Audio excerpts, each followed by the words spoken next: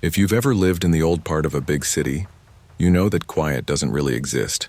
It's replaced by a constant hum, the buzz of scooters, vendors shouting, dogs barking at things only they can see. Delhi's old city had that kind of noise, alive even after midnight.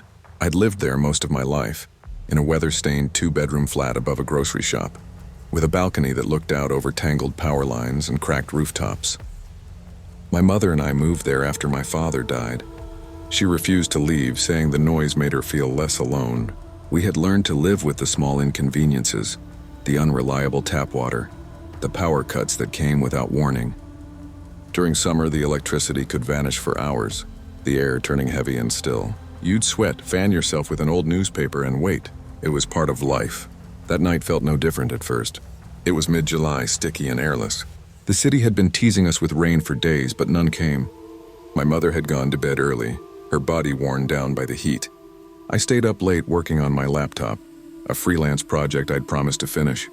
Around 11:40, the lights flickered once, twice, then died. Everything went black. I sighed, saved what I could, and closed the laptop. I'd been through this enough times to know what came next. A long wait, mosquitoes, and the strange hollow quiet that fills a home when all the machines stop. I lit a candle and sat by the window.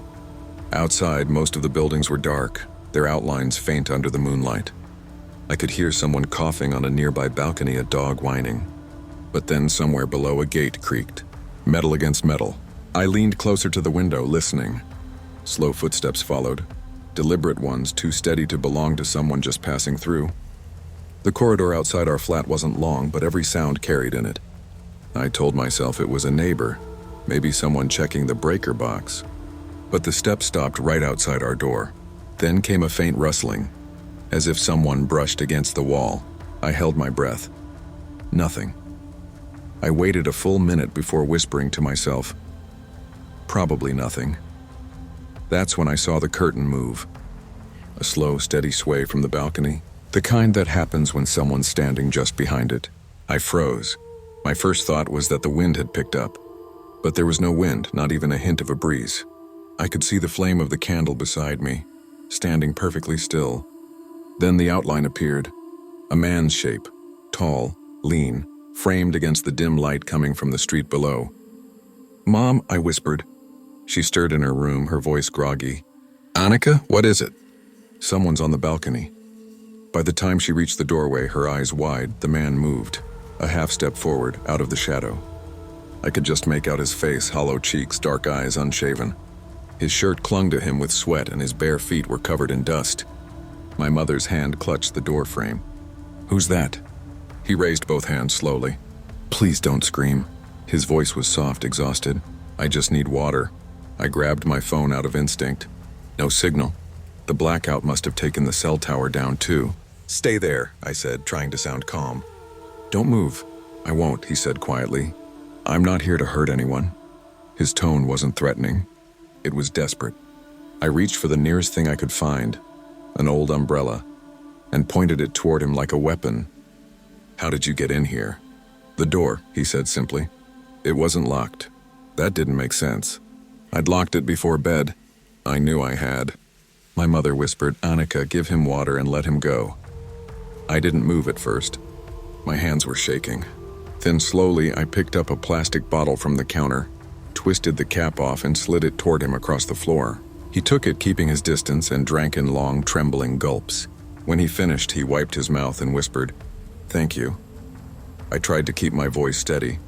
"Who are you?" He hesitated. "Doesn't matter. I won't come back." He turned toward the balcony door.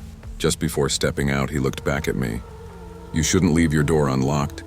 Then he was gone, swallowed by the dark. The power came back around 4:30 a.m., humming through the ceiling fan in the fridge. I didn't sleep a minute. When the first pale light of dawn crept through the window, I finally went to check the door.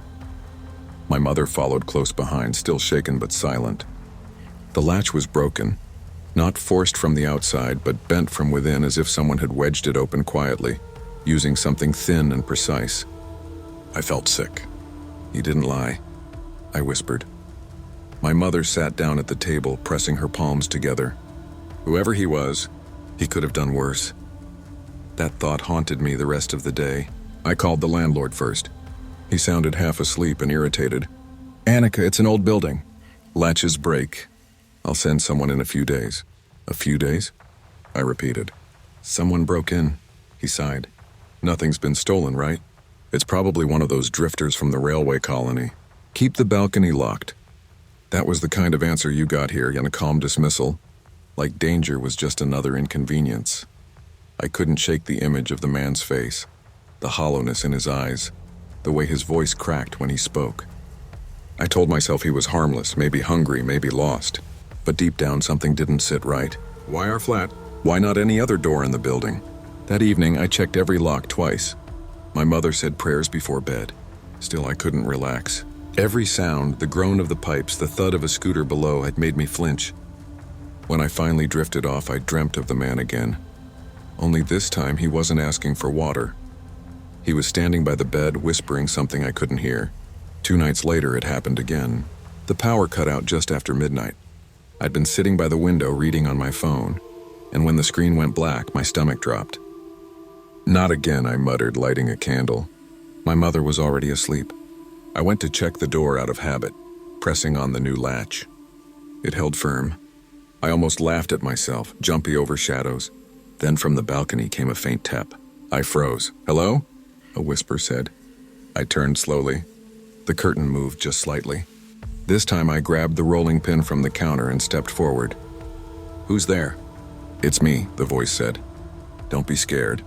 The man stepped into view again, same clothes, same hollow face. But now he looked worse. Pale, sweat-slick, shaking. I kept my distance. You said you wouldn't come back. I know. He swallowed hard. But I had nowhere else to go. Please, just a little food. I'll leave. I hesitated. I wanted to throw him out, call for help. But I saw his bare feet again, cracked and bleeding. The human part of me overruled the fearful one. I handed him a piece of bread, keeping my eyes on him. He ate quickly, almost shamefully. Thank you, he said between bites. Oh, you're kind. Kind doesn't mean stupid, I snapped. You broke in twice, he lowered his head. I didn't mean to scare you. I used to live here. Before they tore down the old block, that stopped me cold. You, what? My family had this flat, he said. Then we lost everything. I came back because I didn't know where else to go. The blackout hummed around us, a strange, suspended silence. For a moment I saw not a stranger, but a ghost of the city itself. Forgotten, displaced, invisible. Please go, I said quietly. He nodded. You won't see me again. When the lights flicked back on, the balcony was empty. I didn't tell the police. What would I even say? That a stranger with sad eyes and dirty feet had slipped through our broken lock to ask for water and bread? They'd laugh or worse, not believe me at all. But I did tell the landlord again, demanded a new lock, a stronger door. Bars for the balcony. He promised to fix it by the weekend. The next morning I found something on the doorstep. A small brass key, old and worn, tied with a scrap of red thread. No note.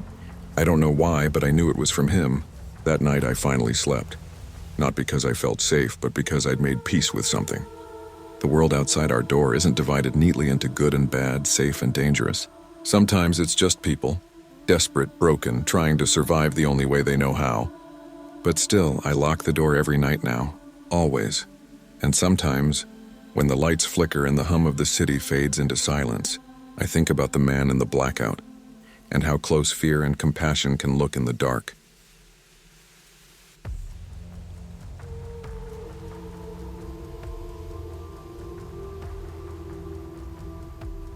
Long before that October storm, I used to think silence was peace. Living out here in the countryside had that old postcard charm. Rolling fields, quiet lanes, and neighbors so far apart you could go weeks without seeing another soul. When my husband Ryan started traveling more for work, I told myself it was fine. I had the kids, the house, my small photography channel online. I could handle the quiet. But quiet has a sound of its own, one you only hear when there's nothing else around. That night began like any other. The kids were finally asleep upstairs, the wind outside whispering against the windows. I brewed coffee, set my phone on the counter, and hit record for a short video. Cozy, stormy night in the country, browse, I said, smiling at the camera. The thunder grumbled right on cue. I thought it would make a great clip. By 9, the rain turned heavy, sharp streaks against the kitchen glass. I made my usual round of the house, locking the doors, checking the windows. Habit, routine, control. When I came back to the kitchen, something didn't look right. The back door was slightly open, just a crack, barely an inch, but I knew I'd shut it. I always shut it. A pulse of unease rippled through me. The storm howled, shaking the trees outside. For a second, I told myself it was the wind, that maybe the latch hadn't caught. But my gut said otherwise. I stepped closer. The cold air from outside brushed my skin. My hand reached for the handle, and then a wave of dizziness hit me. The world tilted. I remember the mug slipping from my hand, the sound of ceramic shattering, and then everything went black. When I woke, I wasn't on the floor. My head felt stuffed with static, my vision swimming in and out of focus. It took me a moment to realize I was sitting upright, in the kitchen chair. My arms ached, pinned behind me. When I tried to move, something tugged at my skin. Tape. Duct tape bound my wrists, my ankles, even my chest against the chair's backrest. My mouth wouldn't move properly. The sticky pull of tape covered it, sealing my voice inside me. Panic came in waves. I shook, twisted, tried to scream, but all that came out were muffled sobs. My breath turned shallow, fogging the air in front of me. Then a click. The small lamp over the kitchen table flickered on, cutting through the darkness. A man stood in the doorway. His face was shadowed beneath a hood, a scarf covering the lower half. His voice when he spoke was low, steady. "I'm not here to hurt you," he said. "Just tell me where the cash is." My mind spun. I tried to speak, shaking my head, mumbling through the tape. He didn't yell. Didn't rush. He just moved around the kitchen like he'd been there before, opening drawers, sliding jewelry into a small canvas bag. The whole thing felt impossible, like watching a nightmare through water. When he turned toward the stairs, something inside me broke. I screamed behind the tape, desperate and raw. He stopped, looked back at me for a long moment, and said quietly, "Don't worry, your kids are still asleep." He left after that, just the sound of rain swallowing him as he disappeared into the storm. For a long time, I couldn't move. I just sat there, the clock ticking too loud, the tape sticking to my skin. Finally, I fought back, pulling, twisting, tearing until I freed my mouth, my wrists. The first thing I did was run upstairs. The kids were safe, both sleeping. I dropped to my knees beside their beds and cried harder than I ever had in my life. The police arrived within the hour. Blue lights flashed against the wet windows, and the house, my safe, perfect little home, became a crime scene. I sat wrapped in a blanket, telling them what I could. A man, average height, hoodie, calm voice. No accent I could place. One of the officers said, "You're lucky. People who break in at night don't usually leave quietly." That word, lucky, echoed for days afterward. They took fingerprints, photos, statements. The house looked smaller now, stripped of its warmth. Every creak made me jump. Every shadow felt like a shape waiting to move. Ryan flew home the next morning, guilt carved into his face. He tried to stay strong for me and the kids, but I saw how shaken he was. We installed new locks, cameras, alarms, everything. But no gadget could fix the way my body still flinched at the sound of thunder. 2 weeks later, the police called. They'd arrested a suspect. He was local, early 30s, no prior record. He'd followed my channel online, piecing together where we lived through the little glimpses I posted. Driveway shots, background views, even the brand of coffee mug I used. He confessed everything, said he never meant to harm anyone, just desperate, broke, angry at the world. But that didn't stop the nightmares. I stopped filming for months. Every time I turned on the camera, I froze. My followers kept asking where I'd gone. Some guessed family trouble. Others said burnout. I couldn't bring myself to tell them the truth. The silence of the house, once peaceful, now pressed in like a second skin. The kids went to school. Ryan worked from home when he could. But at night, when the wind picked up, the memories came crawling back. Sometimes I'd wake at 3 a.m., convinced I heard footsteps. Sometimes I'd dream of tape, tight, unbreakable, and wake gasping for air. Therapy helped, slowly. My counselor told me, control is how we survive, but acceptance is how we heal. So I began small, taking walks again, learning to breathe through the panic. Eventually I posted a video, not about decor or recipes, but about fear. Real fear. I talked about what it does to you, how it lingers, how it changes the way you see the world. The video went viral. Thousands of people messaged me. Some with stories worse than mine, some thanking me for saying what they couldn't. That night I cried again, but this time it wasn't from fear, it was release.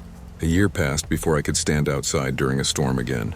When it finally came, lightning splitting the sky, rain hammering the roof, I stood at the window and watched. The house was different now. Not just the locks or the cameras, but something deeper, stronger. Ryan held my hand. The kids laughed upstairs, counting thunder like a game. And for the first time, the sound didn't make my chest tighten. I realized then that the storm never really left me, it just changed shape. It became the reminder that safety isn't guaranteed, that we live in a world where even good people can face bad nights, but also that fear doesn't have to define the rest of our lives. That night I made another video.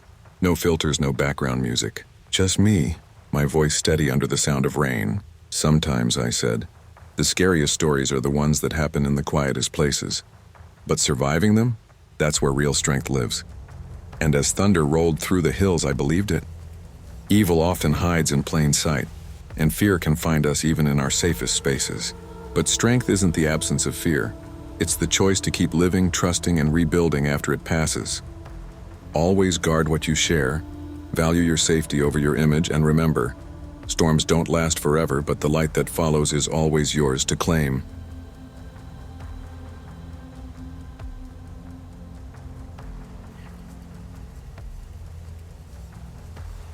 They say New York never sleeps, but from the 34th floor it almost looks peaceful. The taxis are little dots of gold. The sirens just faint color bleeding through glass. I used to love that view. The skyline glittering against the Hudson like it was alive. When I first started babysitting for the Johnsons, I thought I'd made it. I was 20, studying psychology at NYU, and broke enough to take any gig that didn't involve flipping eggs at a diner. The Johnsons were the kind of people who sent Christmas cards and embossed envelopes. Peter Johnson ran a tech firm downtown. His wife Elaine taught art history at Columbia. They had 2 kids, Oliver, 8, and little Maisie, 4, polite, bright, and funny in that Manhattan private school way. Every Friday they went out to some work dinner or gallery event, and I got paid $50 an hour to order sushi and make sure the kids brushed their teeth. I liked their apartment. It smelled like cedar and expensive candles. The doorman always greeted me by name. When I told my mom where I was working, she said, "Honey, you couldn't be safer than 30 floors up in a building like that." She wasn't wrong. Not then. That Friday started like any other. The air had that early winter bite, the kind that turns breath to smoke before the first real snow. I came straight from campus, still wearing my gray NYU hoodie and jeans. Elaine was in a blue dress, rushing to find her earrings while Peter adjusted his tie. "Nina, pizza's in the fridge. Kids are already in pajamas," she said, kissing her daughter's forehead. "We'll be back by midnight, maybe earlier," Peter added. "You know the alarm code, right? It beeps when we open the door, so don't panic if you hear it." I smiled, confident. "Got it, Mr. Johnson." By 9, the kids were asleep. I reheated a slice of pizza, scrolled through Netflix, and settled on a rom-com I'd already seen twice. Around 11, I made tea, wrapped myself in a blanket, and let my eyes drift shut to the sound of city wind against the glass. The sound that woke me was soft, one small, polite beep. For a second, I thought it was the microwave or maybe my phone. Then I realized what it was. The door alarm. My stomach tightened. I sat up slowly, blinking against the TV's glow. The digital clock on the wall read 11:47 p.m. The Johnsons weren't due home yet. "Mr. Johnson?" I called, voice trembling just a little. No answer. I stood, my bare feet quiet on the marble floor, and glanced toward the hallway. A faint draft swept through the apartment, cold air that didn't belong there. Then a man's voice, low and uneven, echoed from the darkness near the entryway. "You shouldn't be here." I froze. My first thought was Peter's brother or someone else with a key. But there was something in the tone, slow, deliberate, almost rehearsed. I ducked behind the kitchen island, heart slamming in my chest. My hand shook as I grabbed my phone and whispered, 911. The operator's voice came calm and professional. 911, what's your emergency? "There's someone in the apartment," I whispered. "I'm babysitting.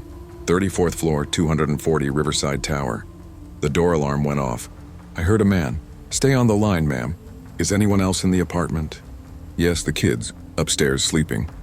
As I said it, my eyes flicked to the baby monitor propped beside the sink. The screen showed 2 quiet rooms bathed in nightlight glow.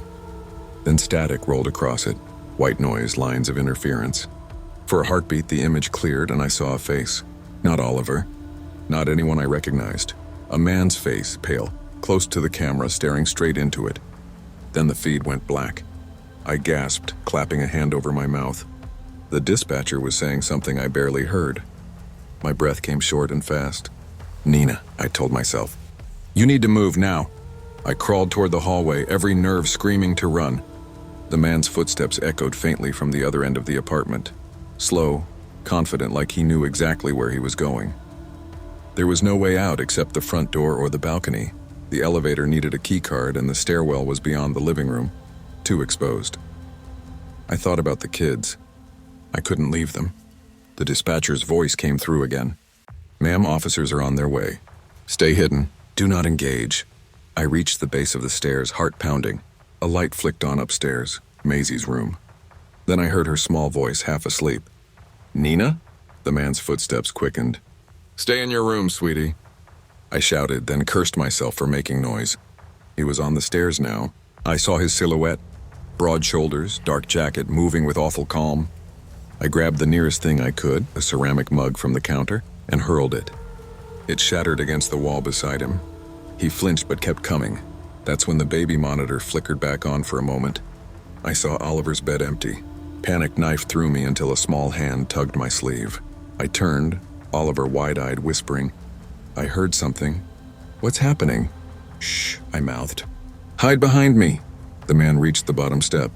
He was maybe mid-30s, unshaven, eyes cold and wet-looking. He smiled, small, joyless. "Where is she?" he said. I had no idea what he meant. "Who?" He didn't answer. I backed toward the balcony, tugging Oliver with me. The city's cold air seeped through the sliding glass door. If I could get out there, maybe I could climb over to the neighbor's unit, or at least buy time until police arrived. I yanked the handle, the door groaning open, wind roaring in. The man lunged, and then suddenly, from the hall, red and blue lights strobed through the windows. "Police, freeze!" He bolted toward the balcony railing. In one terrifying motion, he swung his leg over and disappeared into the night. They found his footprints on the balcony the next morning, wet boot marks and one partial palm print on the rail. The officers told me he'd climbed up from the 33rd floor, then broke in through the Johnson's sliding door. Elaine arrived home around 1 a.m., pale and shaking when she saw the flashing lights. She pulled Oliver into her arms while I sat on the couch wrapped in a blanket. When the detective asked for my statement, my voice sounded far away even to me. He said I shouldn't be here. He knew where the baby monitor was. He was calm. The detective nodded, scribbling notes. "We'll check security footage." "Did he take anything?" "No," I said. "Just scared the life out of us." 2 days later, I got a call from Detective Morales. His tone was heavy. "Nina, we think we know who the guy was. Does the name Lucas Brent sound familiar?" It didn't.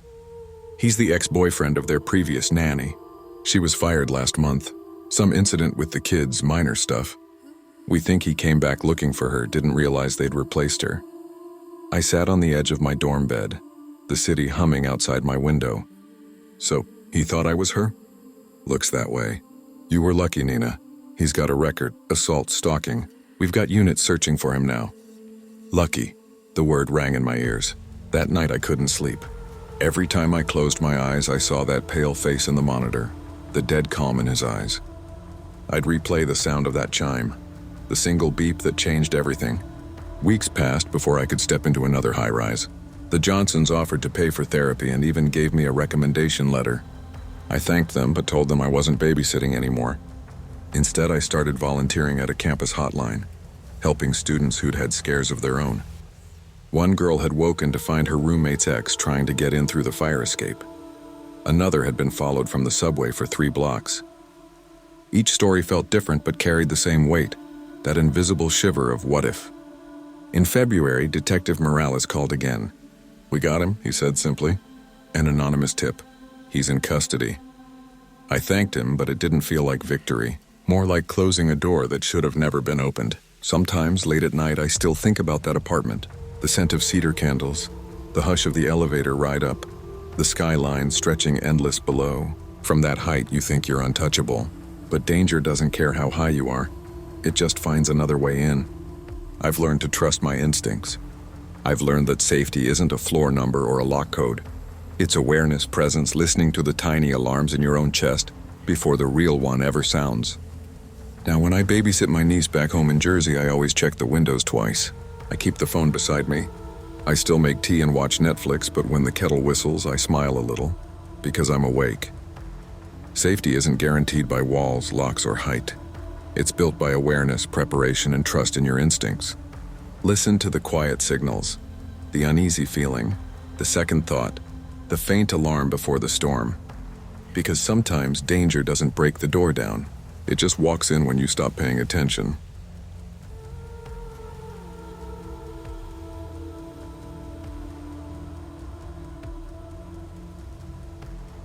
I never wanted to build a monument.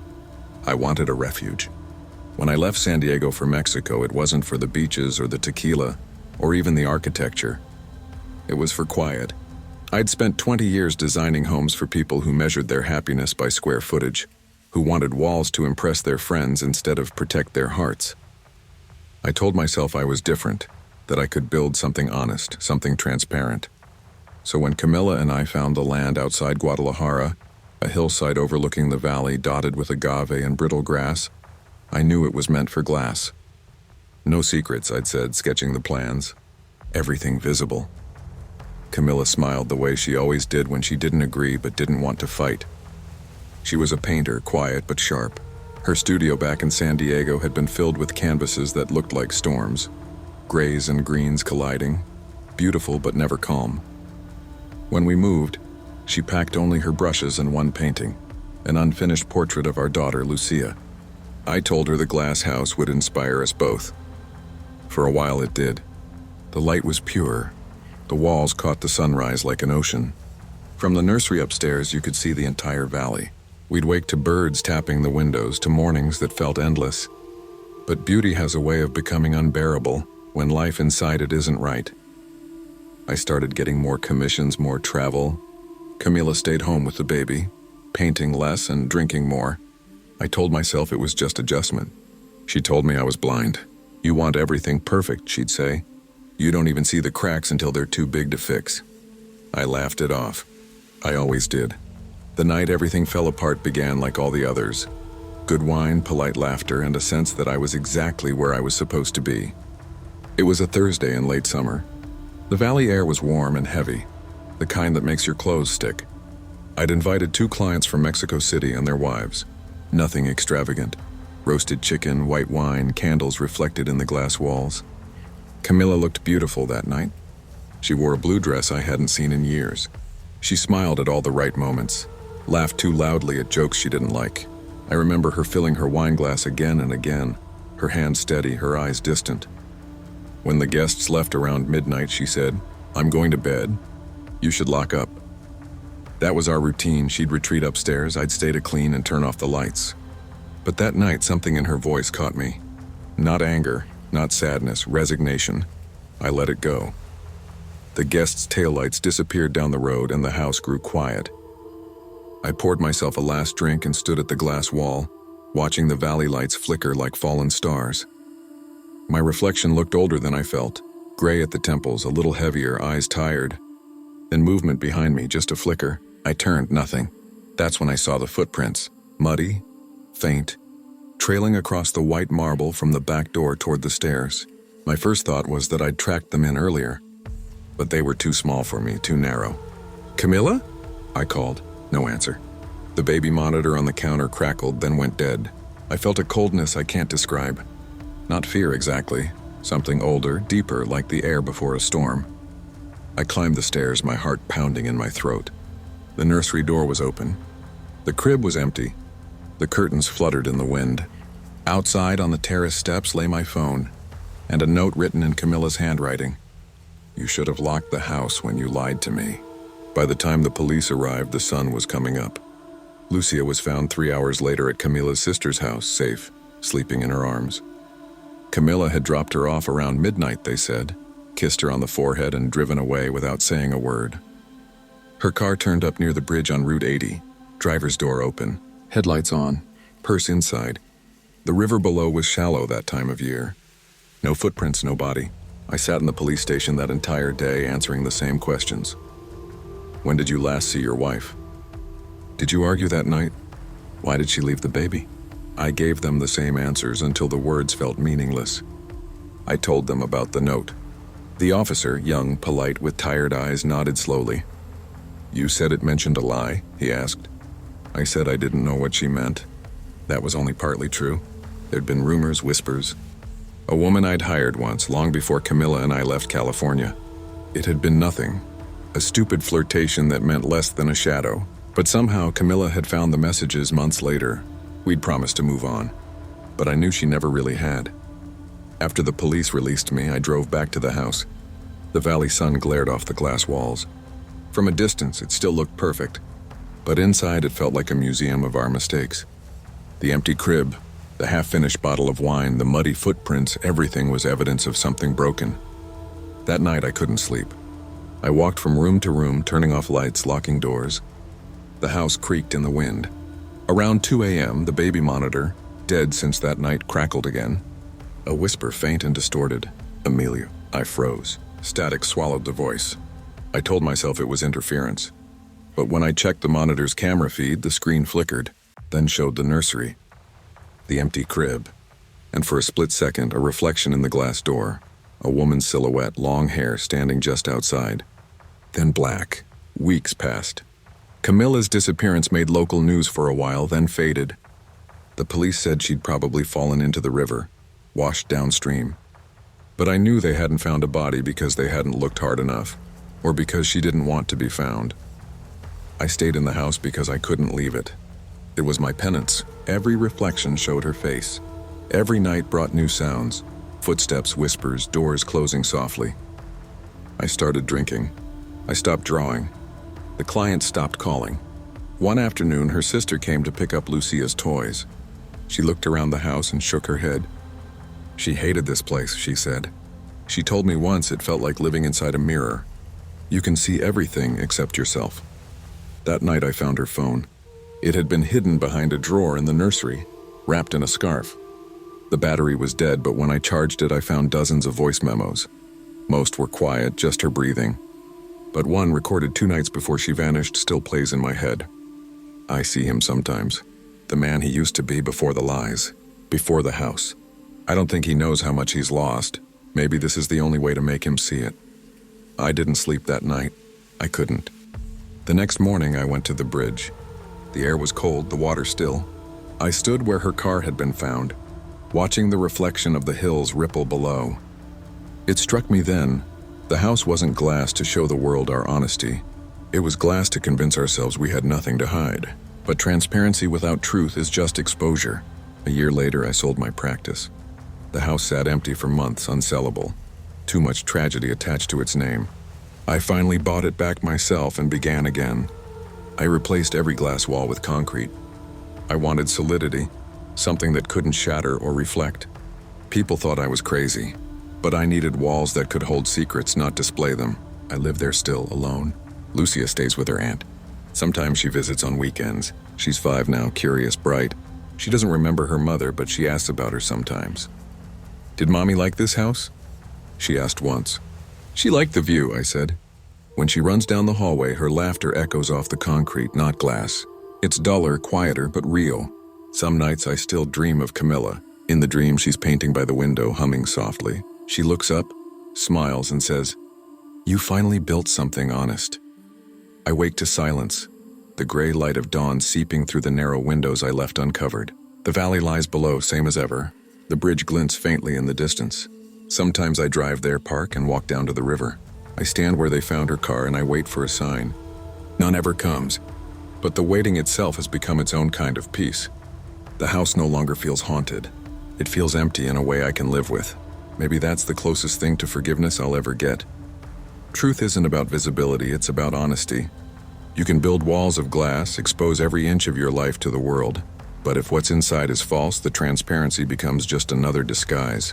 Real strength isn't in showing everything. It's in facing what you've tried to hide. Emilio built a house without secrets, but learned too late that secrets don't vanish when you make them visible. They only echo louder in the silence. In love, in art, in life, The foundation that endures isn't beauty or openness. It's truth.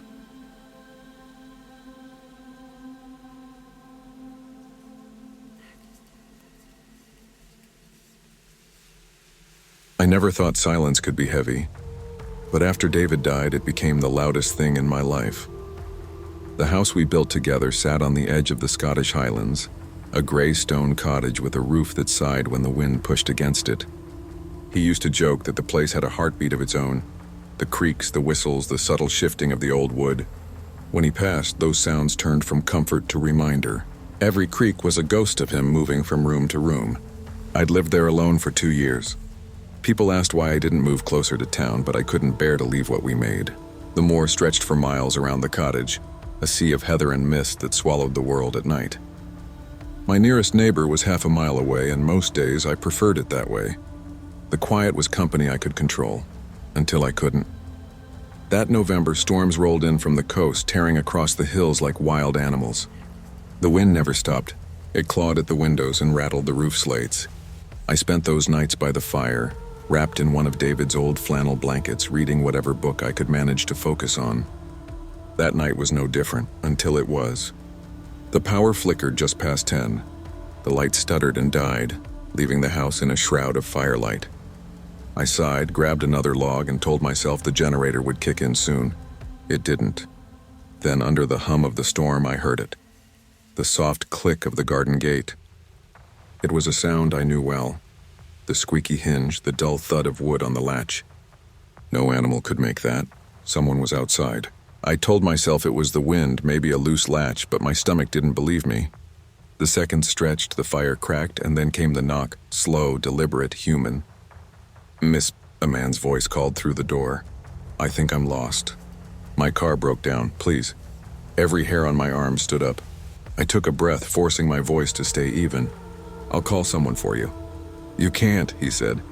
"There's no service out here." He wasn't wrong. The signal dropped during storms. But the way he said it, like he already knew, made me step back. The latch jiggled once.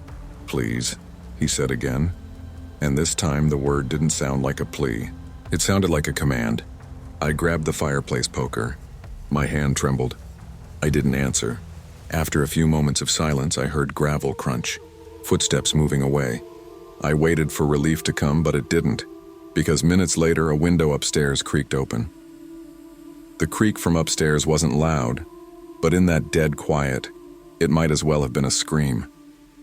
I froze by the fire, listening. "David?" I whispered before I caught myself. Habit. I moved to the foot of the stairs, poker still in hand, every instinct screaming that I shouldn't go up there. But doing nothing was worse. I climbed each step slowly, feeling them complain under my weight. The second-floor hallway was dim, lit only by the moonlight leaking through the curtains. The sound had come from the guest room, the one we hadn't used since before David got sick. When I reached the doorway, I saw it. The window was open just an inch, wind pushing the curtains like breath. Raindrops hit the sill. My heart pounded so hard I thought it would break through my ribs. I crossed the room and slammed the window shut, twisting the lock tight. Then I checked the others, and all locked. Nothing disturbed. Maybe it was the wind, I thought. Maybe the latch was loose, or maybe he had been telling the truth. I forced myself to look outside. The storm had calmed just enough to see the dark outline of the yard. The gate hung open, swaying back and forth. No figure, no movement. I went back downstairs, keeping the poker close. My phone still had no signal, but I tried anyway. Nothing. "Okay," I said aloud, like saying it would make it real. "He's gone. It's over." I didn't believe myself. I threw another log on the fire and sat by the window, waiting for dawn, trying not to look at the shadows that stretched across the walls. But around midnight, I saw something move outside, a flicker of light like someone's flashlight sweeping across the field. Then another. 2 of them. They were searching. I didn't sleep. I couldn't. I watched from the window, keeping the fire low, every sense sharpened by fear. The flashlights moved slowly through the fog. Not random, not lost. Searching with purpose. 2 figures, both tall, both in dark coats. One carried something long, maybe a tool, maybe worse. I thought of calling for help again, but there was still no signal. The landline had been dead for months. The storm last spring had torn the cable, and I hadn't fixed it. I whispered to myself, "You're fine. Just stay quiet." But quiet wasn't protection anymore. Quiet was a trap. After an hour, the lights vanished. I waited, counting the minutes, straining to hear anything beyond the wind. Nothing. At some point, exhaustion caught me. I must have dozed in the chair because the next thing I knew, pale morning light seeped through the curtains.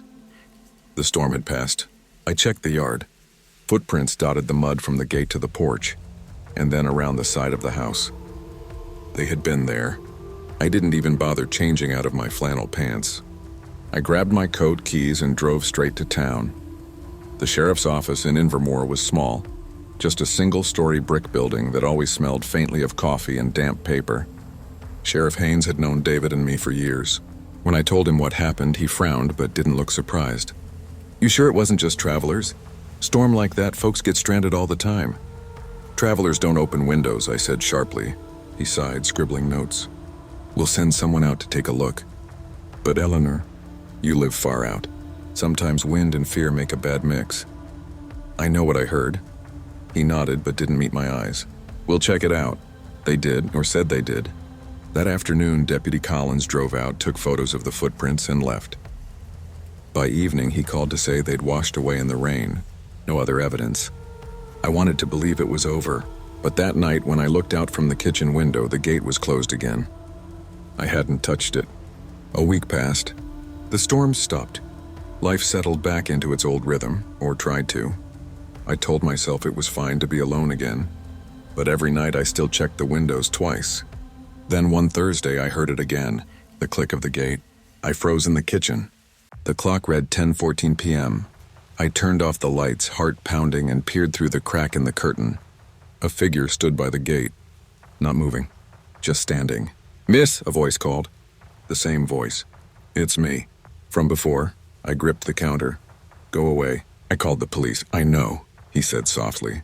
That wasn't very nice. And then, silence. When the police arrived 20 minutes later, they found nothing. Just footprints again, circling the house, fading into the moor. That was the last time I saw him. Or maybe the last time I knew I saw him. Sometimes when the wind shifts just right, I swear I still hear the click of that gate. Fear is a quiet teacher. It shows us not only what lurks outside, but what we carry within. Trust your instincts, and they exist for a reason. And never mistake isolation for safety. The world is not always cruel, but it never rewards those who ignore the sound of the gate when it opens.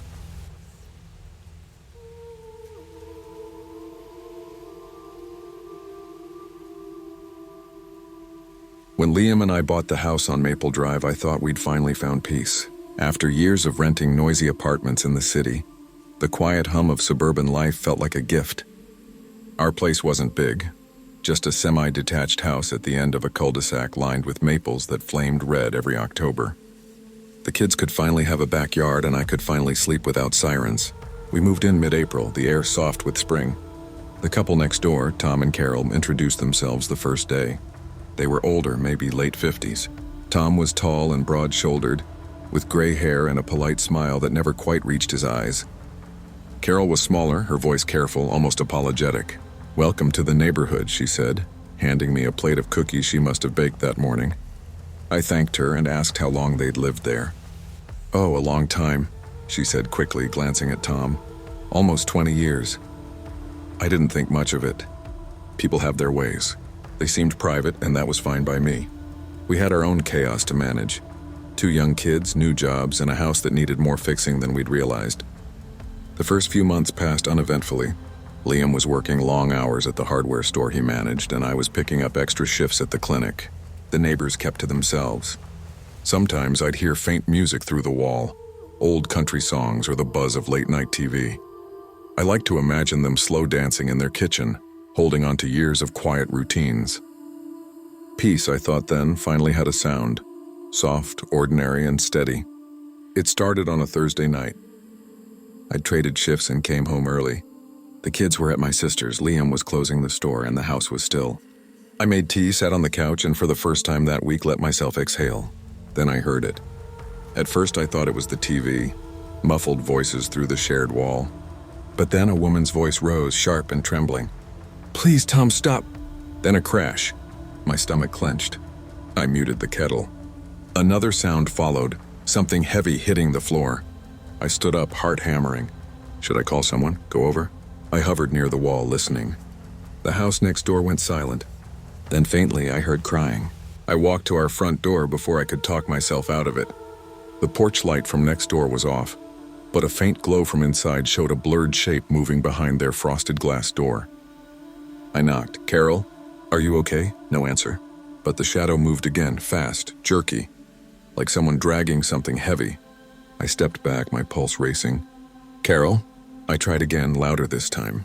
Still nothing. Finally, I turned and walked back inside, locking the door behind me. My hand shook as I texted Liam. Something's wrong next door. He called immediately. Sophie, don't get involved. You don't know what's going on. She might be hurt. If it's serious, call the police. But don't go over there again. I wanted to argue, but deep down I knew he was right. Instead, I sat by the window for hours, watching the darkened house next door. At some point, the light in their kitchen flicked off. The silence that followed felt wrong. We were both asleep when the pounding started. It was so loud it rattled the hallway pictures. I jolted upright, heart slamming against my ribs. Who? Liam started, grabbing his phone. The pounding came again, frantic, desperate. I pulled on a robe and ran to the door. Through the glass, I saw Carol, barefoot, her nightgown torn, eyes wide with terror. Please, she whispered when I opened the door. He's coming. For a second, I didn't understand. Then I saw movement behind her. A man's shadow cutting across the yard, illuminated by the streetlight. Tom. He was holding something long and dark. A wrench, maybe. Get inside! I shouted, yanking Carol in. Liam slammed the door just as Tom's fist hit the other side with a deafening thud. The whole frame shuddered. The kids were crying upstairs.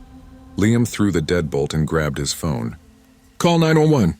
Tom hit the door again, harder this time. The sound echoed down the hallway. Carol slid to the floor, shaking. He's lost it, she whispered. He thinks I was leaving him. The pounding stopped. For a moment, there was only the sound of Carol's sobs in the wind against the house. Then footsteps outside, retreating. We herded the kids into the pantry at the back of the kitchen and shut the door. I pressed my ear to the wood, listening for sirens, for any sign of him. Every second felt like an hour. Finally, the blue lights came. The police found Tom a few houses down, wandering barefoot, still clutching the wrench. He didn't resist. Carol was taken to the hospital. The officers told us it wasn't the first time neighbors had heard shouting, but no one had ever reported it. She'd apparently tried to leave him that night, packed a small bag, called a friend for a ride. He'd caught her by the door. When she ran, she'd gone straight to us. The next morning, the house next door was sealed off with tape. An officer came by for a statement, his voice calm but tired. Domestic cases, he said quietly, shaking his head. They're the hardest. You never know what's really happening behind those walls. Liam held my hand while I talked. I could feel his pulse racing through his fingers. That night I couldn't sleep. Every creak of the house made me flinch. I kept hearing her voice and that whisper at our door. He's coming. I started leaving the radio on after that, soft music playing through the night. The silence had changed. It wasn't peaceful anymore. It felt alive, waiting. Carol never came back. Her sister moved her out while Tom awaited trial. For months, the house next door sat empty, blinds drawn, grass overgrown. The neighborhood pretended it hadn't happened, but everyone knew. I saw a for sale sign go up that summer. Sometimes when I passed, I'd glance through the window and see the faint outline of where their couch had been. I wondered if she'd been happy there once. Liam apologized one evening over dinner. You were right, he said quietly. We should have done something sooner. I shook my head. We didn't know. But that was only partly true. I'd heard the crying, the crash, and told myself it wasn't my business. Now I know better. We still live on Maple Drive. The new family next door is young, with a golden retriever that barks at everything. I don't mind the noise. Silence, I've learned, isn't always safe. At night, when the kids are asleep and the house settles into its old bones, I still keep the radio on. Soft, steady, reminding me that peace isn't about quiet. It's about knowing the people around you are okay. Don't look away. When something feels wrong, when you hear fear in someone's voice, act. We tell ourselves not to meddle, not to assume, but silence can be its own kind of danger. True community isn't built on minding your own business. It's built on watching out for each other. because sometimes the wall between your home and someone else's life is thinner than you think.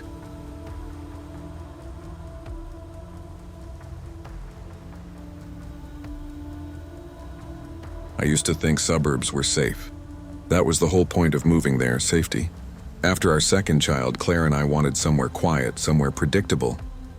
We'd lived in downtown Sacramento for years, but the late-night noise and constant sirens made her nervous. So we traded our cramped apartment for a beige two-story house on a cul-de-sac lined with mailboxes and maple trees. It looked like the kind of place where people still borrowed cups of sugar and waved when they saw you pulling in from work. We met the neighbors within the first week. The Millers on one side, retirees with more lawn ornaments than I could count, and the Lamberts on the other, a young couple with twin boys.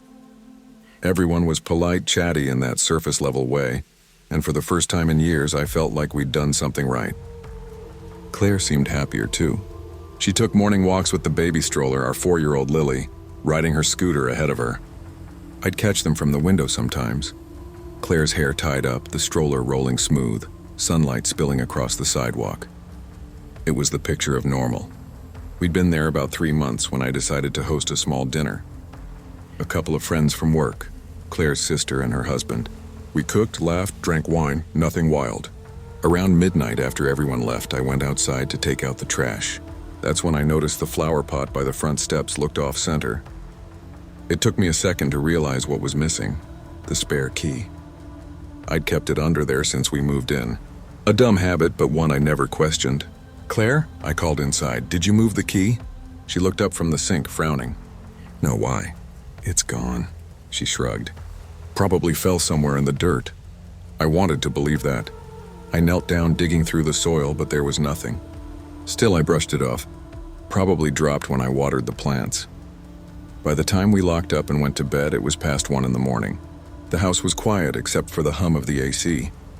I fell asleep fast, but at 3 a.m. Claire shook me awake. Her voice was sharp, trembling. "Jake, the monitor." I sat up, disoriented. "What?" "Someone's in the nursery." I'll never forget the sound of the baby monitor that night. The faint static, the low hiss of air, and under it, something else. A whisper. I jumped out of bed, heart hammering, and sprinted down the hall. The nursery door was half open, swaying slightly. The nightlight glowed faintly on the wall. Inside, someone was standing by the crib. A man. He was tall, wearing dark clothes and a baseball cap pulled low. His hand hovered over the crib and I heard him whisper something. I couldn't make out the words, but they froze me in place. "Hey," I shouted. He turned his head, startled. His eyes caught the dim light, wide, panicked. Then he bolted. He didn't go for the door. He went for the window. Glass rattled as he disappeared into the night. I rushed to the crib. My son was crying, unharmed. Claire appeared behind me, clutching Lily to her chest. "Jake, oh my God, who was that?" "I don't know," I said, breathless. "Call 911. The police arrived within 15 minutes. Lights flashing against our windows, the whole street awake now. The neighbors came out in robes, whispering. I gave the officers everything I could. What he looked like, the direction he ran, how long he'd been there. When they finished searching the yard, the detective, a man named Ruiz, came inside. He held up something small and black. "Found this inside your baby monitor," he said. It was a tiny camera lens, no bigger than a pencil eraser. Claire's face went pale. "That's not ours." Ruiz nodded grimly. "Someone modified it." "This wasn't a break-in for valuables," my stomach dropped. "You mean he's been watching us?" "Could be." He paused. "Have you had any work done in the house recently?" Claire and I looked at each other. "Yeah," she said quietly. "Last month. A security installer. Cameras, alarms, that kind of thing." Ruiz's eyes narrowed. "You still have his information?" I nodded slowly, dread pooling in my chest. "Yeah, it's in the drawer." The installer's name was Kevin Moore, mid-30s, short, neatly dressed, with that friendly salesman smile. He'd come recommended through an online ad. I remembered how polite he'd been, taking off his shoes before walking in, explaining everything clearly. Motion sensors, cameras, app setup.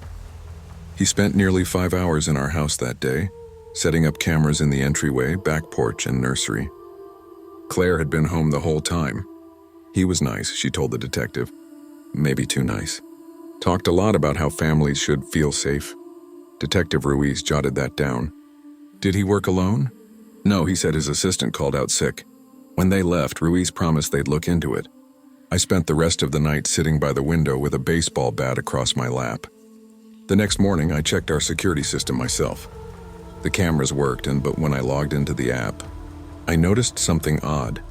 There was another user account listed, one I hadn't created. Guest 01. I deleted it instantly and changed every password I could think of. Wi-Fi, router, system login. Then I tore apart the flower pot and threw it in the trash. Days turned into weeks. The police never found him. Ruiz said Moore's business had dissolved, his office empty, phone disconnected. Probably operating under a fake name, he said. Claire couldn't sleep after that. Neither could I. We started keeping the bedroom door locked at night. Every sound, the creak of a floorboard, the hum of the fridge that made us jump. Neighbors started avoiding us. I could see it in their eyes and the quiet judgment. Bad things didn't happen here. Not in their perfect suburb. Then one night around 2 a.m., I woke to the faint sound of static again. The baby monitor. I sat up, pulse quickening. The screen was darkened, but the sound was there. Not crying, breathing. I unplugged it, threw it against the wall. Claire woke with a start. What is it? Someone was on the feed. We packed the kids into the car and drove straight to her sister's house across town. I didn't go back until morning. When I did, I found a note under the doormat. 2 words, nice family. We sold the house within 3 months. Claire didn't want to, but she couldn't walk past that nursery without crying. I couldn't either. We moved to an apartment complex downtown, smaller, noisier, but somehow safer. There's comfort in noise now. I changed careers after that. Started working for a home security company, the legitimate kind. It felt ironic at first, but also right. Sometimes when people call nervous about small things, a missing key, a flickering camera light, I tell them, change the locks anyway. I never mention what happened to us.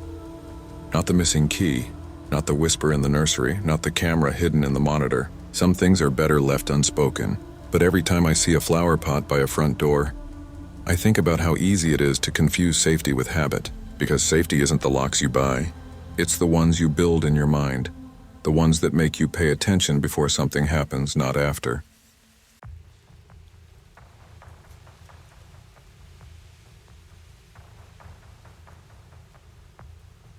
If you'd asked me before that winter, I would have said our family was as ordinary as any on Maple Drive. Dad worked maintenance at the community college. Mom taught 2nd grade. My little sister, Lily, was 8, and I was 16, half bored, half restless, convinced that nothing exciting ever happened in our quiet Ohio suburb. That changed when Dad brought home the lights.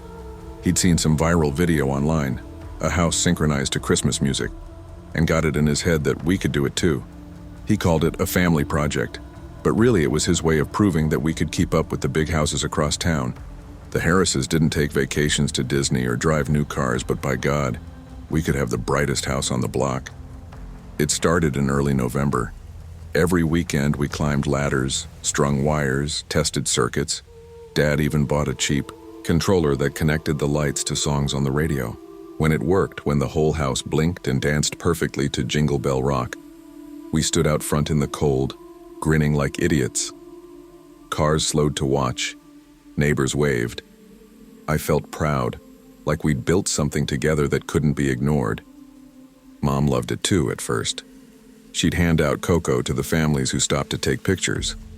It's bringing people joy, she said. Nothing wrong with a little extra light. Inside, we were happy in the simple ways families are. Happy dinner at 6, Dad humming along to the oldies station, Lily writing letters to Santa. I didn't realize how fragile that kind of peace could be, or how easily it could attract the wrong kind of attention. The week before Christmas, we made the local news. A reporter came by, filmed the house, interviewed Dad on the lawn. He was glowing, my old man who never bragged about anything, standing there in his work boots saying, "We just wanted to spread some cheer." The video went online. Thousands of views, comments like, "Looks amazing," and "Wish my neighbors did this." But there were other comments too. People asking for our address, wondering what kind of equipment we used, joking about how the electric bill must be crazy. One said, Bet they've got some nice stuff inside that house. I didn't tell my parents that part. Back then, I thought the internet was just noise. That year, Christmas felt bigger than ever. Relatives visited, presents piled under the tree, and the house buzzed with warmth and light. Dad and I kept the show running every night until 10. When snow fell on Christmas Eve, the lights made it look like we were living inside a snow globe. Mom called it a perfect year. She didn't know that, in between songs, I'd noticed a dark SUV parked across the street a few times. The windows were tinted, engine idling. I figured it was just people watching the show. Lots of cars stopped to see it. Why worry about one more? Inside, the gifts glittered beneath the tree. Some of them were small, socks, books, but others weren't. Mom had saved up for a new laptop for Dad. He'd bought her jewelry he couldn't really afford. I'd gotten Lily a bike, the first brand new one she'd ever had. We'd done well that year, and we wanted to show it. Maybe too much. After the big Christmas dinner, I remember standing outside with Dad, our breath turning white in the cold. "Looks good, huh?" he said, looking up at the lights. "Yeah," I told him, "it's awesome." He clapped me on the shoulder.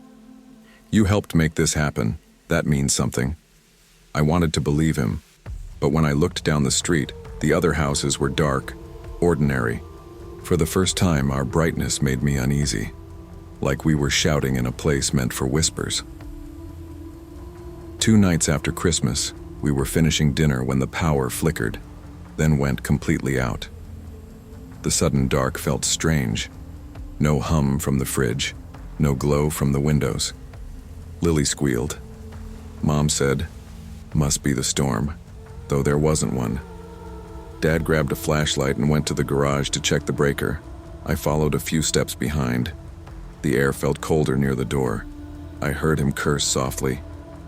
Damn things tripped again. Then a crash, a door slamming open.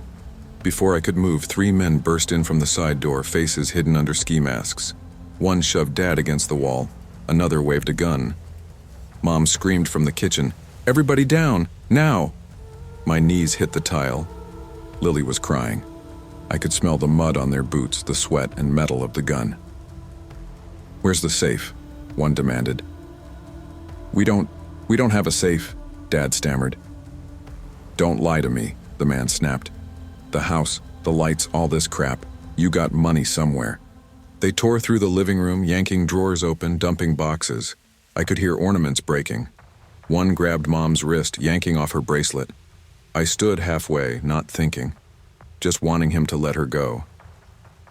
The gun turned toward me. "Sit down, kid. You move again, I'll make you sit." I froze. It felt like hours, but it was maybe 10 minutes before they ran out, arms full of whatever they'd taken. The door slammed, then silence. Dad crawled to the phone, his hands shaking as he called 911. When the police arrived, their lights painted the house red and blue. The neighbors came out in robes, whispering. I sat with Lily wrapped in a blanket, listening to the officers ask questions, watching the lights flicker on our windows one last time before the power company restored them. They'd taken our electronics, Mom's jewelry, Dad's wallet, but what they really took was something harder to name. The next morning, daylight showed the mess. Broken glass, torn wrapping paper, muddy footprints. The Christmas tree looked like it had been knocked sideways in a storm. Mom tried to clean, but her hands kept shaking. Dad just stood by the window staring at the yard full of deflated decorations. He unplugged the controller and tossed it in the trash. The police came back that afternoon. They said the robbers were likely part of a crew hitting high-profile houses, people who looked like they had valuables. The lights, the news story, the open curtains, all of it had made us stand out. "It wasn't your fault," the officer told Dad. "They pick easy targets." But I could see it in Dad's face. He blamed himself. That night, we slept in the same room, all of us together. I remember Lily whispering, "They're not coming back, right?" "No, honey," Mom said softly. "They're gone."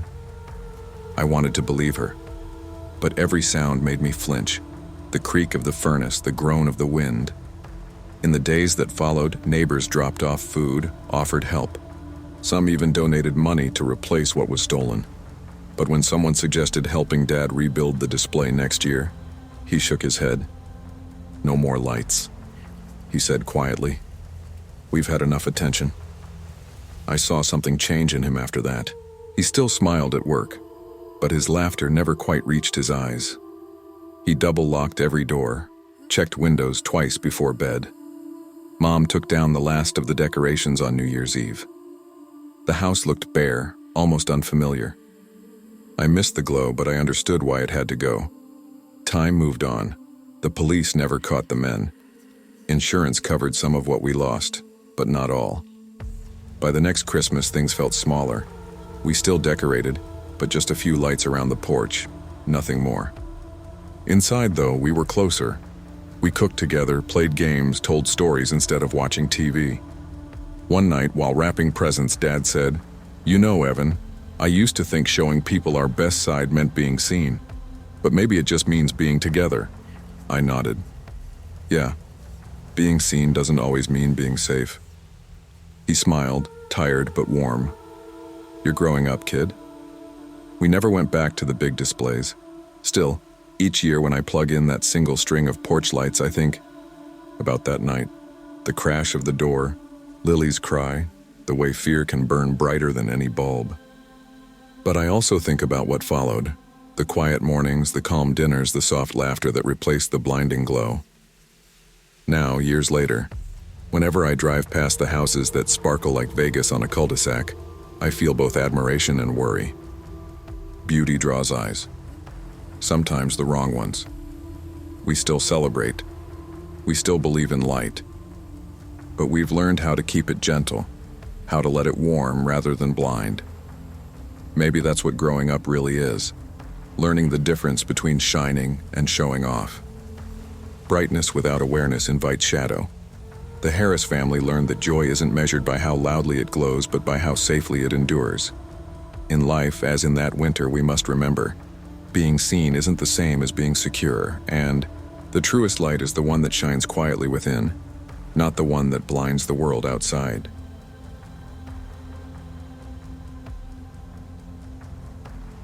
I used to think the ocean could wash anything clean.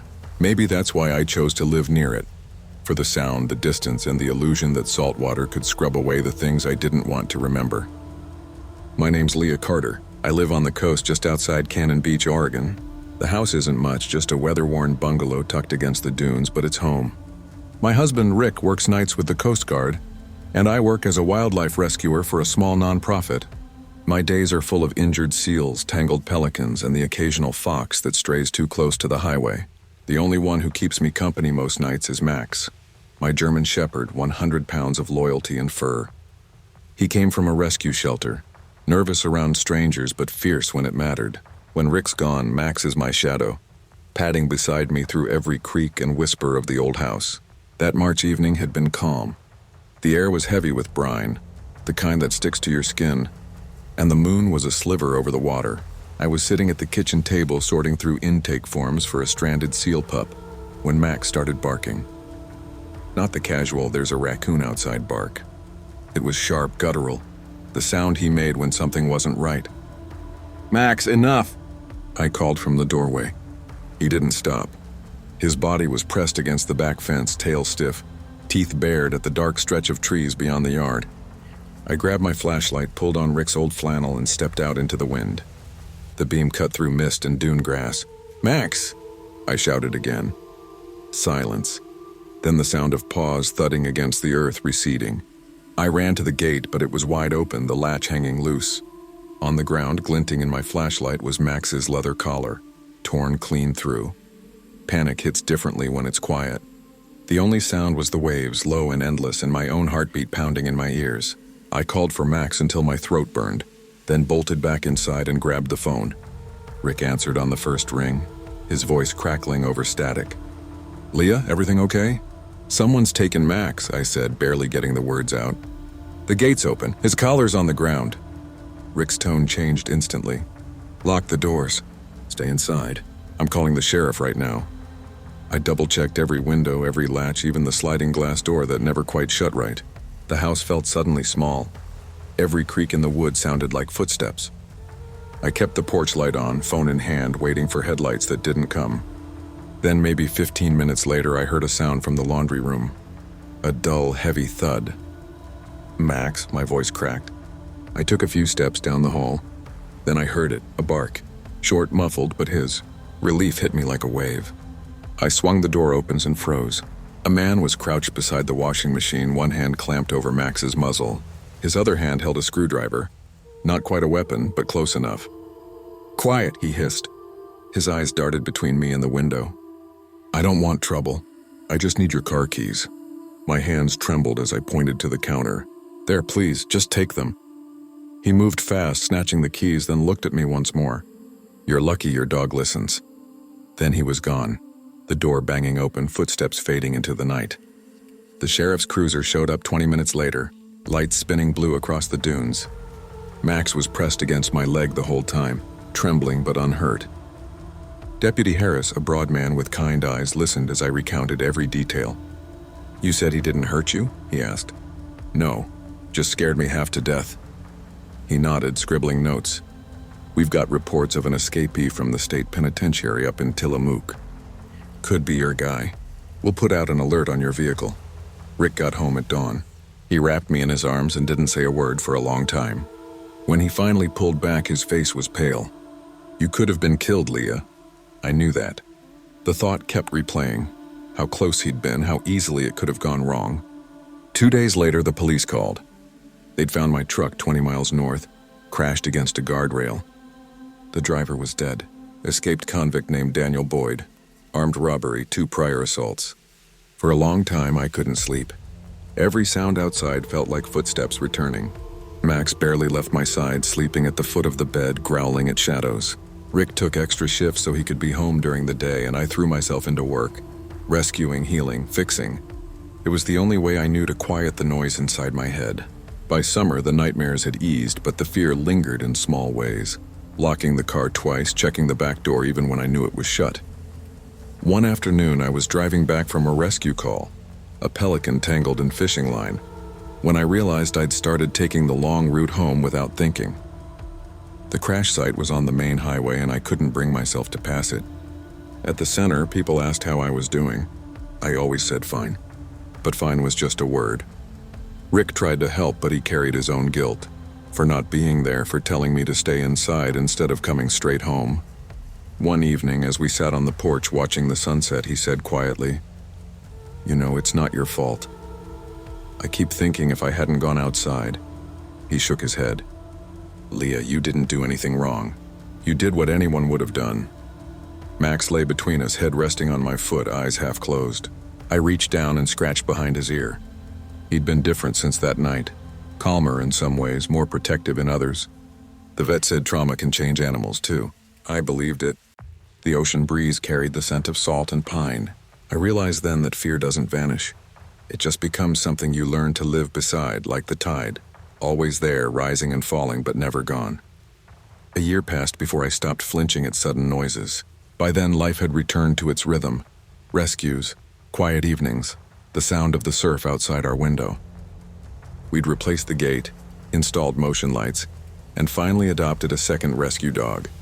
A timid husky mix named Luna. Max treated her like family from day one. Sometimes people ask why I didn't move after what happened. I tell them the truth, and because this is my home, fear doesn't get to take that from me. One autumn morning, I was walking both dogs along the cliffs when I met an older woman collecting driftwood. She smiled and said, "Beautiful dogs. You must feel safe with them." I hesitated, then nodded. "Safer than I used to." She laughed softly. "It's funny. Sometimes the ones we save end up saving us." Her words stayed with me long after she walked away. That night, as I sat by the fire with Max's head in my lap, I finally understood what she meant. The world isn't predictable. It can turn on you without warning. One moment calm, the next chaos. But the things we love, the living bonds we build, those are what pull us back from the edge. Courage isn't the absence of fear. It's learning to move forward despite it. Leah discovered that strength isn't found in walls, locks, or distance, but in connection. To others, to the creatures we protect, and to the part of ourselves that refuses to surrender to fear.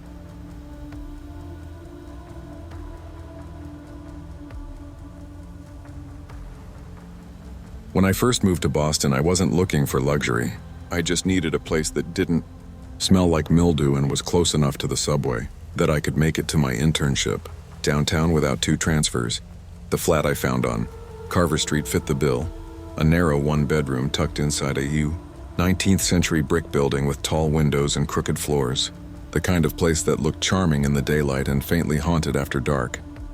I was 27, fresh out of grad school, working part-time at a publishing house while trying to finish a collection of essays I hoped would get me somewhere. The rent was cheap because, as the landlord said with a laugh, old buildings have their moods. My upstairs neighbor, Mr. Leonard, everyone called him Lenoir because of his last name, was a retired music teacher. 70-something, soft-spoken, polite. He wore cardigans and smelled like pipe tobacco. On weekends, he played old jazz records late into the night. I didn't mind. The sound floated through the ceiling like a heartbeat. Steady, familiar, oddly comforting. For months, life was quiet. I worked, wrote, fed my cat Nora. The city was loud outside, but the apartment felt like a cocoon. I liked the solitude. Then one Friday in October, I noticed something strange. My mail, a small stack of bills and flyers, was already sitting on my counter when I got home. I remembered locking the door that morning. I told myself I must have brought it in earlier and forgotten. City life makes you paranoid, I thought. But the next morning, the curtains in my living room were drawn, and I hadn't touched them. By Monday, I couldn't shake the feeling that someone had been inside. I checked the locks twice before leaving for work and again when I came home. Everything looked normal, but the air felt off. Charged. Like static before a storm. That night, while I was in the shower, I heard it. Faint footsteps in the living room. Slow, careful. The kind of sound that makes your body react before your brain can reason with it. I turned off the water, stood still, heart pounding. "Hello?" I called out. Silence. Wrapped in a towel, I crept into the hallway. The apartment looked empty, but when I reached the kitchen, I saw that the small bowl where I always kept my keys was empty. I tore through drawers, checked my coat pocket, under cushions, where nothing. I told myself maybe I'd left them in my bag, but I knew I hadn't. That night, I barely slept. Around 2 a.m., a soft tap, tap, tap started from the ceiling. Deliberate, rhythmic. Then, clear as day, a whisper, "Don't go to sleep yet." I froze. The voice was muffled but real. I stared up, unable to move. The next morning, my hands shook as I called the landlord. He laughed it off. "The pipes make weird noises," he said. "Old buildings, remember?" I didn't mention the whisper. Saying it out loud made it sound impossible. Days blurred together. I started leaving a light on in every room. Nora the cat hissed at the corners of the ceiling, sometimes pacing under one spot near the hallway. One evening, I decided to confront Mr. Leonard. Maybe the tapping was his doing. Maybe his record player or some creaky floorboard. I knocked on his door. He answered after a long pause, smiling faintly. "Camille, right? Everything okay down there?" "I keep hearing noises," I said. "Like footsteps or someone moving around." "Do you—" His expression didn't change, but his eyes did. Sharp for a split second before softening again. These old floors carry every sound." I tried to keep the music low. I nodded, uneasy. "Thanks, just checking." That night, I pushed the couch under the spot where Nora always stared. I climbed up and tapped the ceiling. Hollow. When I pressed harder, the plaster flexed slightly, like there was a gap above it. My stomach dropped. There was space up there, a crawl space. I went to bed fully dressed, a flashlight on my nightstand. Every creak made me sit up straight. Around midnight, I heard it again in that same careful movement directly overhead. I'd had enough.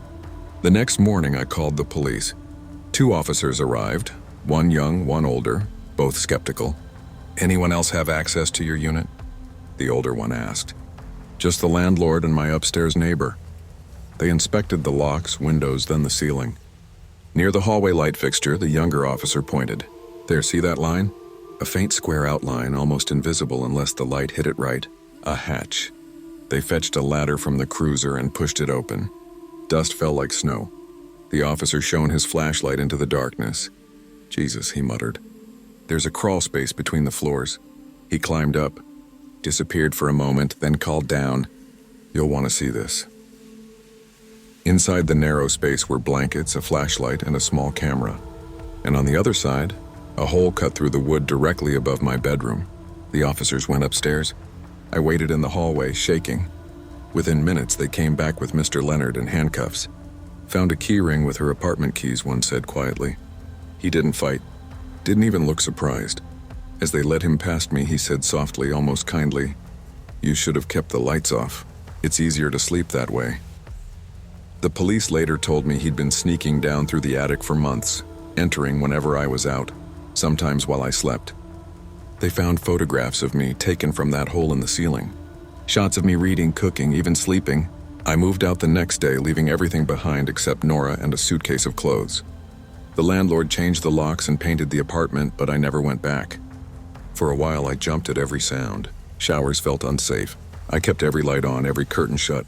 I learned what real fear feels like. Not screaming, not running, but the quiet kind that lives in your bones. I found another place eventually. Newer, brighter, with neighbors who actually spoke to one another. It took time, but I started to feel human again. Sometimes when I can't sleep, I still hear the faint echo of jazz in my head. That same rhythm from the ceiling. I tell myself it's just memory, not something real. Because if I've learned anything, it's that evil doesn't always come with noise. Sometimes it comes wearing a cardigan, carrying old records and smiling through the floorboards. Trust your instincts. When something feels wrong, when the air shifts, when your gut tightens, it usually is. The world teaches us to be polite, to doubt ourselves rather than make others uncomfortable. But safety begins with belief in your own perception. If you feel watched, listen to that feeling. Fear, in the right measure, is not weakness, it's survival.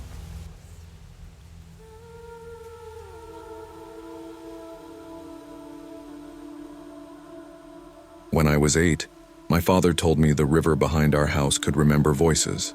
If you spoke your secrets into the current, it would keep them forever, rolling them over the stones, whispering them to no one. I used to believe him. I'd stand at the edge, mud between my toes, and tell the water everything. That I wanted a dog, that I hated math, that I loved how my father's hands smelled like sawdust and tobacco.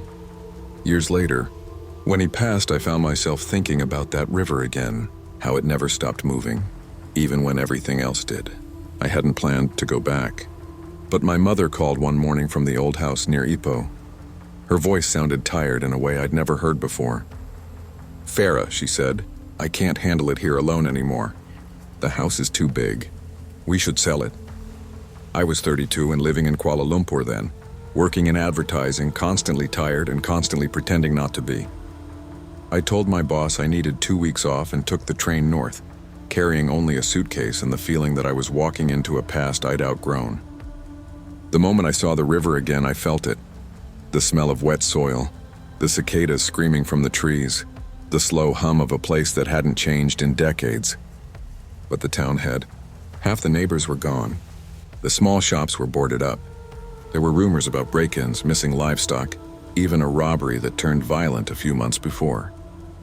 When I pulled up to the house, my mother was waiting by the veranda, a little stooped but smiling. "You look tired," she said, brushing dust from my sleeve like I was still a child.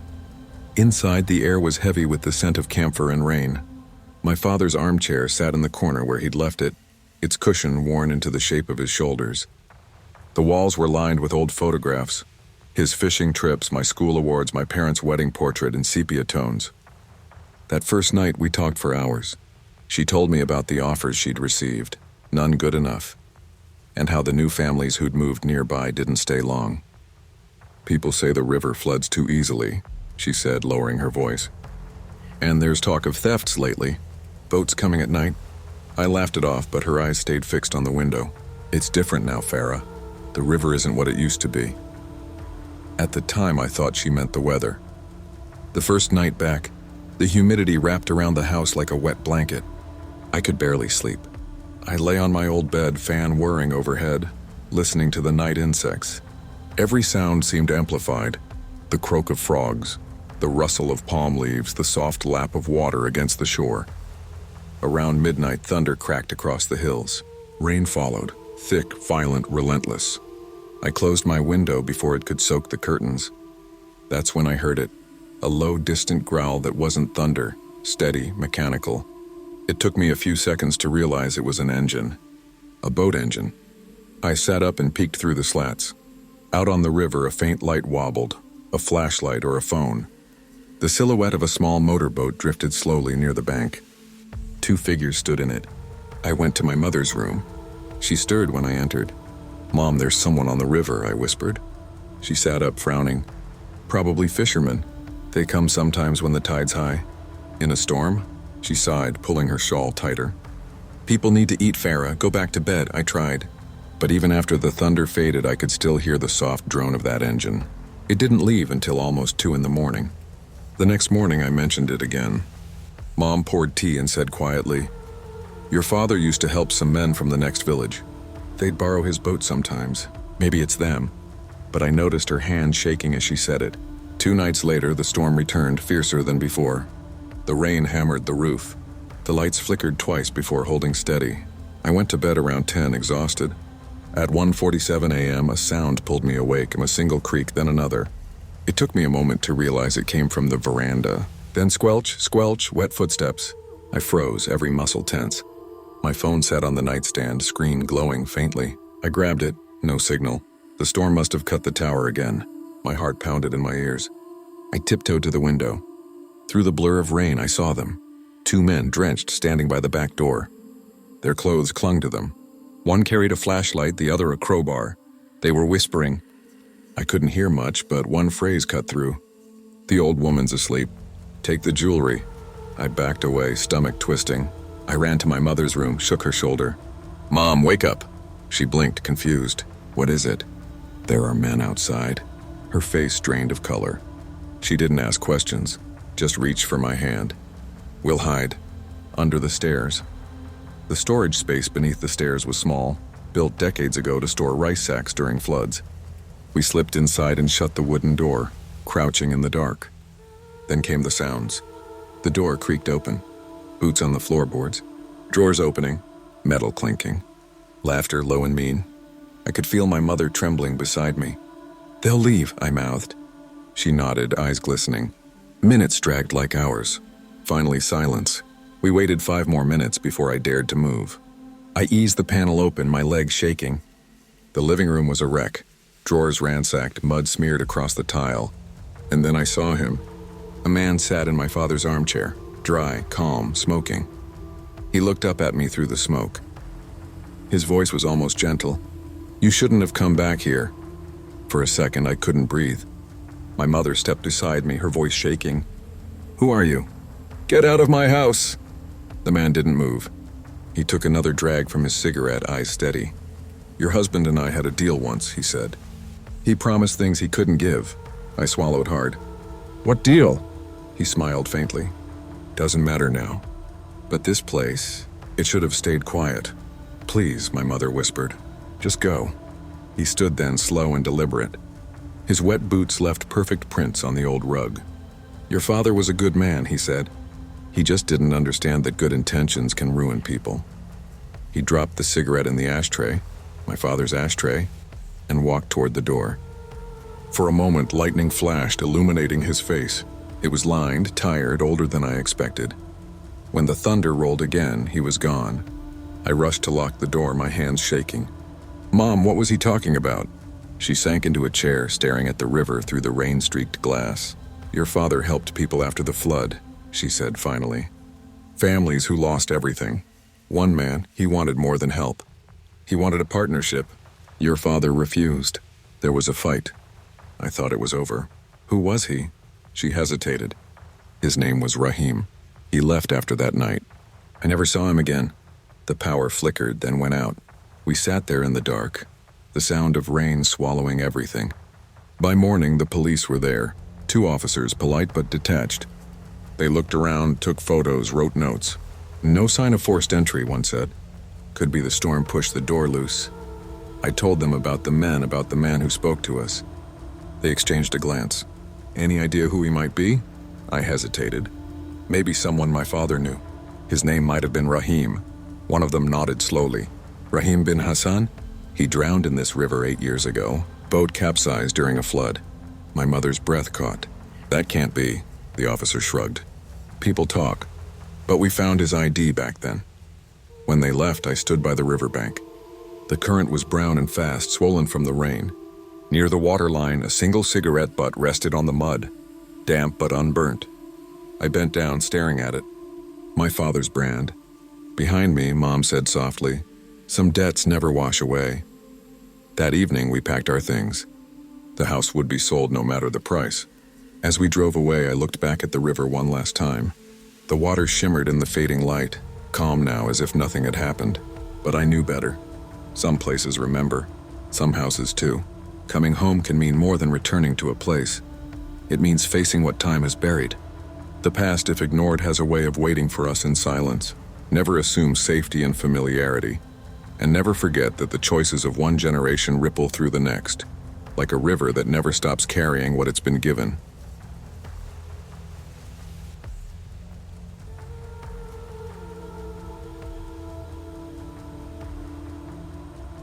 The road to the cabin always felt longer in winter. Maybe it was the way the trees leaned over the highway like they wanted to keep you there. Or maybe it was just that silence that snow brings, that thick quiet you can't quite get used to. I hadn't been up there in nearly a year. After my wife Dana passed, I started renting the place out to tourists through a management company. It was easier that way. I didn't have to think about her coffee mug still sitting on the shelf, or the smell of her cinnamon candles still faint in the walls. But this year things had gotten strange. 3 days ago I got an email from the caretaker, or rather, an automated message that my last payment to him had bounced. I tried calling, no answer. I tried again the next day, still nothing. Then a neighbor from the nearest town, a man named Hal, called to say he'd seen smoke coming from the chimney. "That's odd," I said. Hal paused. "Yeah, considering the caretaker's been gone since November." So here I was, driving through a mountain pass with chains on my tires and a thermos of bad gas station coffee, wondering if I was about to find squatters, vandals, or something worse. The cabin sat near the tree line, tucked between pines, the kind of postcard place you'd expect to see on a Christmas card, or in a murder mystery. I built most of it with my father back in my 20s, long before Dana. After she died, I couldn't bear to sell it. When I finally pulled into the long, snow-covered driveway, I saw it immediately, bent smoke curling from the chimney. For a second, I felt relief. Maybe the caretaker finally decided to show up. But then I noticed the footprints leading from the porch, small, narrow, and recent. Someone was inside. The front door was unlocked. The hinges groaned as I pushed it open, and warm air rushed past me. That shouldn't have been possible. The power company was supposed to have shut off the electricity for the season. The fireplace was lit, wood crackled, and there she was. A woman sat on the couch facing the fire, her back straight, her hair tied in a messy knot. She was wearing one of Dana's coats, the red one with the shearling collar that I'd packed away after the funeral. She didn't look surprised to see me. "You're early," she said softly, almost like she'd been expecting me. I froze in the doorway. "Who are you?" She tilted her head, studying me. Her voice was calm, almost affectionate. "You said you'd come back for me." I felt something tighten in my chest. "Excuse me?" She smiled faintly and looked down at the table. Scattered across it were photographs.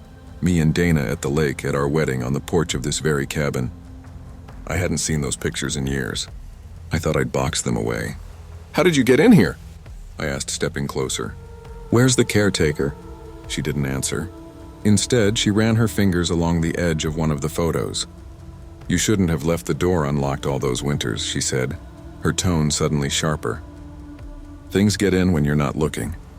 Something in the way she said it made my skin crawl. I took another step forward, ready to demand answers.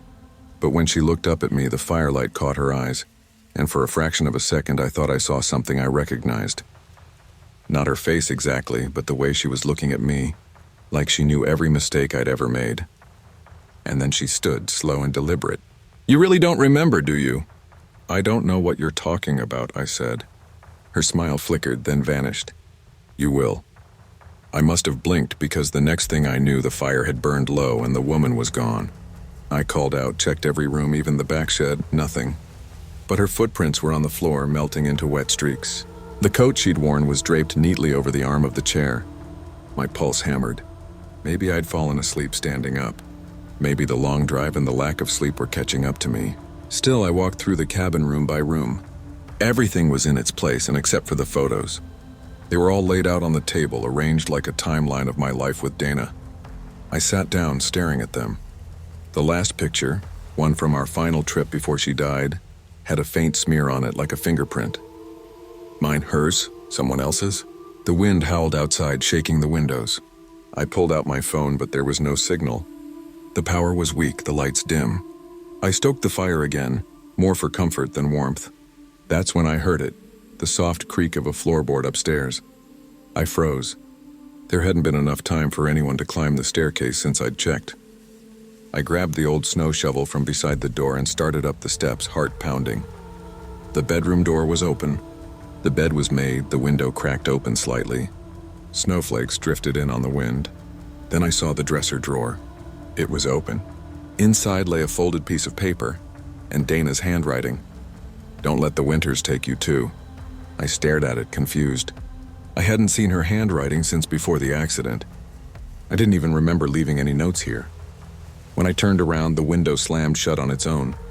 By morning, I decided I was leaving. Whoever that woman was and whatever was happening, and I didn't care. I loaded my bag, grabbed my car keys, and went outside. The air was sharp, the snow dazzlingly white. But my car wasn't where I'd left it. The tire tracks still led down the drive as if someone had driven it away. I looked back toward the cabin. The chimney was cold now, no smoke. No footprints except my own. Panic built in my chest. Maybe the woman had stolen it. Maybe she'd been real after all. I started walking down the mountain road, my boots sinking deep into the snow. It was several miles to the ranger station. The cold bit at my face, my lungs burning with every breath. After what felt like an hour, I saw it, my car. It sat idling at the edge of the ridge, driver's door open, engine running. I ran to it, shouting, "Hey!" No answer. The driver's seat was empty. The heater blasted on full. No footprints. None leading away, none approaching. Only snow falling softly, covering everything. I turned off the engine, shut the door, and leaned against the hood, trying to make sense of it. The world was silent except for the whisper of the wind through the pines. I looked up at the cabin far above me, just a dark silhouette against the sky. For the first time, I wondered if the woman had ever been there at all. The police found me a few hours later, walking down the main road with my hands numb from cold. I told them everything, the smoke, the woman, the photographs, the missing car. They sent a team up to the cabin. When they came back, their faces said it all. The place was empty, one officer said. No signs of anyone living there. No footprints either. Must have been covered by snow. I tried to protest, but the words felt hollow. They found the photos still on the table, though, and the note in Dana's handwriting. I half expected them to tell me I'd imagined that too, but they didn't. They just looked at me with a kind of wary sympathy. They gave me a ride back to town. A week later, I sold the cabin. I told the realtor I didn't want to know who bought it. I didn't care. But sometimes, when I can't sleep, I picture that night again. The firelight, the way the woman looked at me, the calm in her voice when she said, "You shouldn't have left the door unlocked all those winters." I used to think she meant it literally, that I'd left the cabin open, vulnerable. But maybe she meant me. Maybe she was right. Because when you leave parts of yourself unguarded, grief, guilt, regret, something always finds its way in. You can't outrun the past by locking the doors behind you. Grief lingers in the empty spaces we refuse to face. And if you ignore it long enough, it finds a way to speak.